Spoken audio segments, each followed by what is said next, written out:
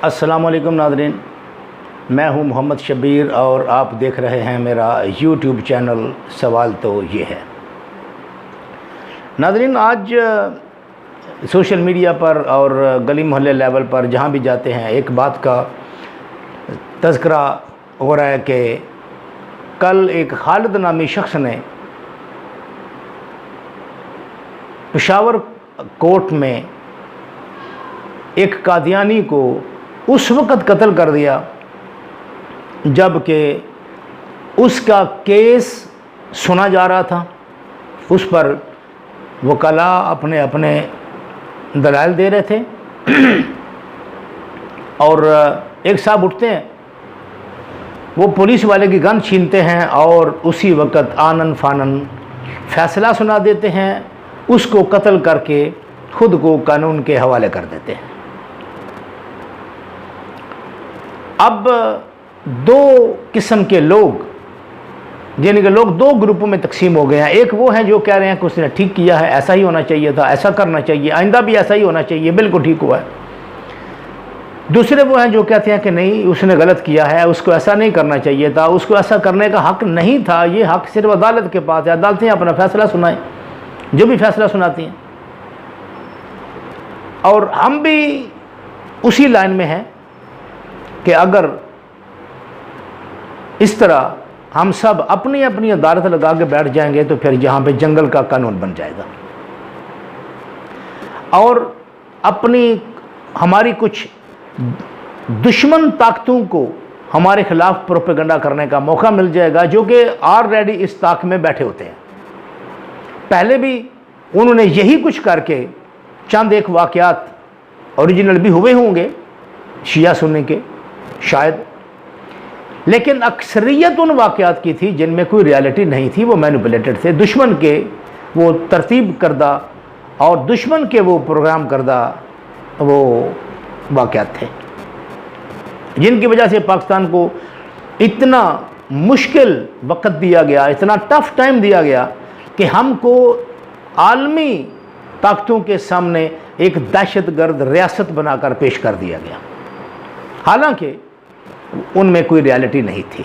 इसी तरह के वाक़यात चले, एक हुआ, दूसरा हुआ, कुछ सही हुए, कुछ दुश्मन ताकतें दरमियान में आ गई और हम माशाअल्लाह खुद 2-4 महीने के बाद कोई ना कोई ऐसा मौका दुश्मन ताकतों को मुहैया कर ही देते हैं कि वो हम पर उंगली उठा सकें। इस वक्त जबकि कुलभूषण यादव का मामला सीरियस सूरत हाल इख्तियार कर चुका है और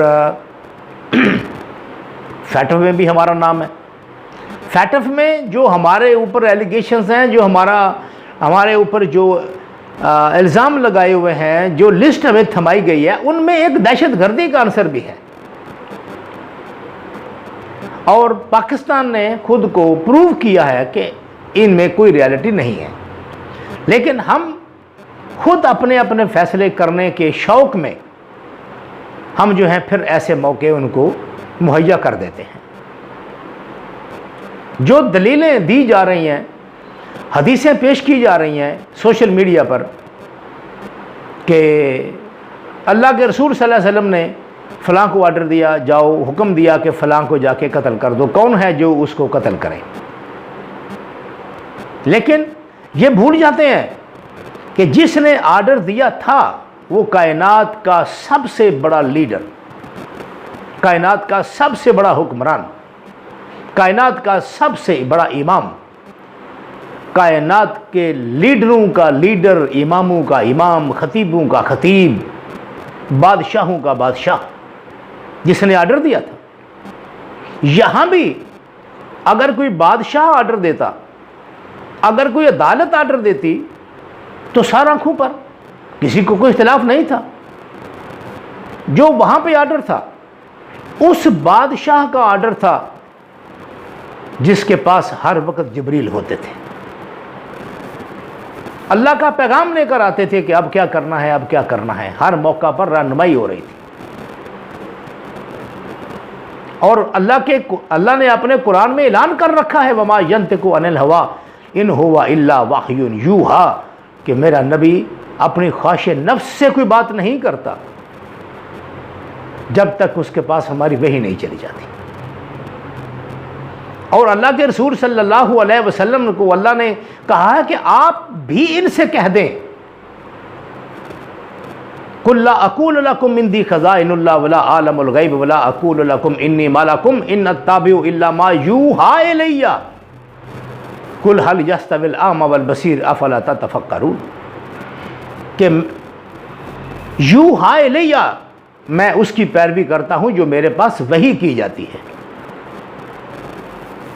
ऐसे कई मकामात कुरान मजीद में भरा पड़ा है। कुरान मजीद इन बातों से कि अल्लाह के नबी सल्लल्लाहु अलैहि वसल्लम जो भी हुक्म देते थे उसमें दो बातें होती थी। एक तो ये थे कि वो बज़ाते खुद बादशाह थे, बज़ाते खुद काजी भी थे, जज भी थे, इमाम भी थे, खतीब भी थे, अल्लाह के नबी भी थे और मेरे और आप सब के आका भी थे। उनके पास सारे इख्तियारात थे ये फैसला देने के, ये आर्डर करने के। लेकिन अब उनके बाद कोई ऐसी हस्ती नहीं है जिसके पास ये सारी ताकतें, ये सारे इख्तियारात हों। कौन है ऐसा जो दावा करे कि मेरे पास वो सारे इख्तियारात हैं? कोई एक नहीं है। अदालतें भी बग़ैर शवाहिद इकट्ठे किए हुए, बग़ैर गवाहों के बयानात लिए हुए कोई फ़ैसला नहीं सुना सकती ऐसे मामले पर। हमें चाहिए जाए कि मैं और आप उठें और फ़ैसला करना शुरू कर दें, अपनी अदालतें हम लगा के बैठ जाएं।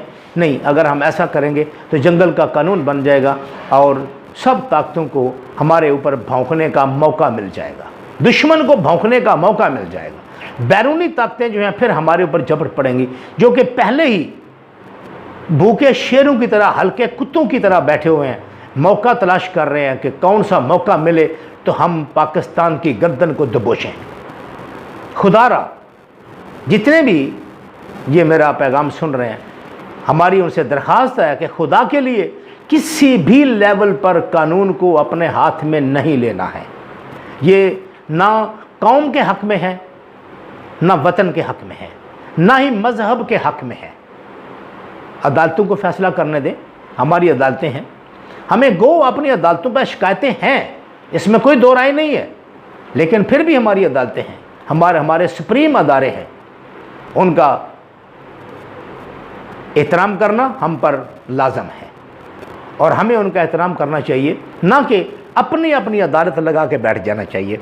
और फिर एक बात और भी है कि हमें ये बात भी ज़हन में रखनी चाहिए कि सिर्फ यहाँ पे अदालतें लग जाएं, फैसला सुना दें, अगर कोई जज यहाँ का जानबूझकर या गलती से, दानिस्ता या ना दानिस्ता, किसी भी तरह से प्रेशर में आकर या किसी लालच में आकर अगर कोई गलत फैसला भी दे देता है, तो हमारा ये ईमान होना चाहिए कि ये आखिरी अदालत नहीं है, इससे आगे एक अदालत अभी और भी लगनी है, जहाँ पे ना किसी की सिफारिश चल सकेगी, ना वहाँ पे बत्तकू यौमल्ला तजज़ी नफ्सुन अन नफ्सुन शैया वला युक़बलु मिन्हा शफ़ाअतुन वला युख़ज़ु मिन्हा अदलुन वला हुम युनसरून।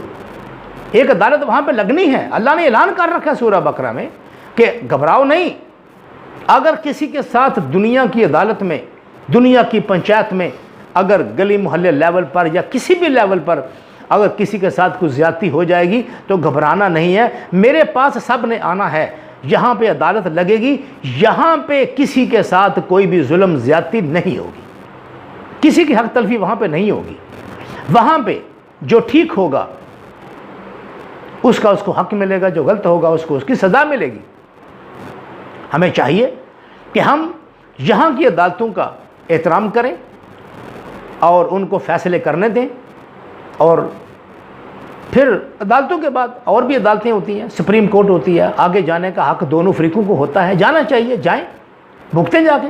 वो अंदर बैठा हुआ है, अगर उसने कोई जुर्म किया था तो अपने जुर्म की सज़ा तो ऑलरेडी वो काट रहा है, जेल में बैठा हुआ है, फैसला होगा जो भी फैसला होगा। अगर कोई कमी रह भी जाती है तो मैं अर्ज़ कर चुका हूँ कि अल्लाह ताला ने ऐलान कर दिया है कि भाई एक अदालत अभी आगे लगने वाली है, जहाँ पे किसी से ना तो कोई सिफारिश ली जाएगी, ना किसी से कोई रिश्वत ले जाएगी, ना किसी से किसी किस्म का कोई उनको कोई कमक पहुंचने की कोई चांसेस नहीं होंगे कि उसको किसी तरफ से भी कोई उसकी मदद हो जाए, नहीं होगा, बिल्कुल भी नहीं होगा। वहाँ सबके साथ बराबर का इंसाफ होगा।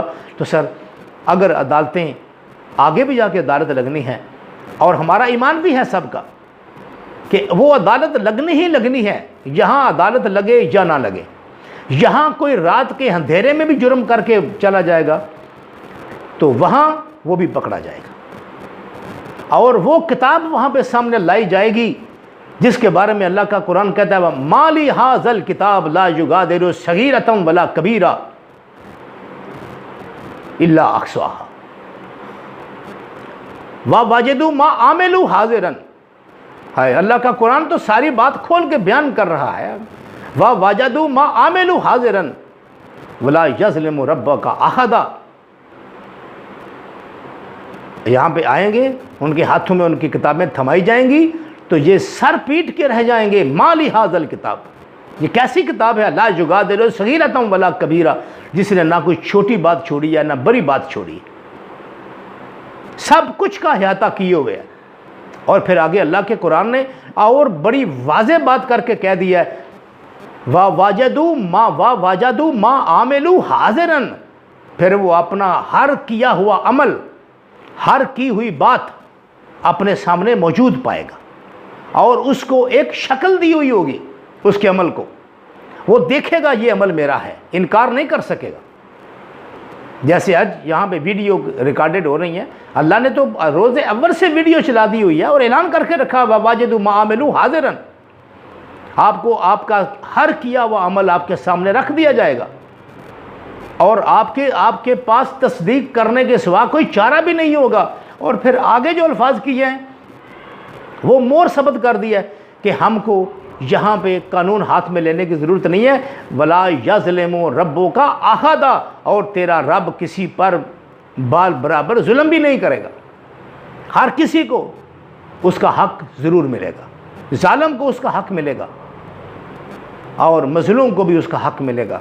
लिहाजा हमें चाहिए कि अपनी अदालतों का साथ दें, अपने रियासत का साथ दें और कानून को हाथ में लेने की कोशिश ना करें। इसका कोई फ़ायदा नहीं है। अब क्या होगा कि अब वो भुगतेगा, पहले वो भुगत रहा था, अब ये जनाब भुगतेंगे वहाँ पे। और फ़ैसला क्या होता है? असल फ़ैसला वही होना है जो क़यामत के दिन होना है। तो हमें चाहिए कि हम सब्र व तहम्मुल से अपनी अदालतों को काम करने दें, अपने इदारों को काम करने दें। अगर हमको अपनी अदालतों पर, अपने इदारों पर कोई शिकायत है तो हम अपनी शिकायत मुहज़्ज़ब तरीके से नोट करवाएं। एहतजाज कर सकते हैं, हमें हक़ दिया गया है एहतजाज करने का, हम बात कर सकते हैं, एहतजाज कर सकते हैं, हम अपना नुक्ता नज़र रख सकते हैं, लेकिन इखलाक के दायरे में रहते हुए, कानून के दायरे में रहते हुए। ना ही इखलाक का दामन छोड़ना है और ना ही कानून को पामाल करना है। आज के लिए इतना ही, मिलेंगे फिर किसी दूसरी वीडियो में किसी और मज़मून के साथ। चैनल को सब्सक्राइब करना मत भूलिएगा। तब तक के लिए खुदा हाफिज़, अस्सलामु अलैकुम।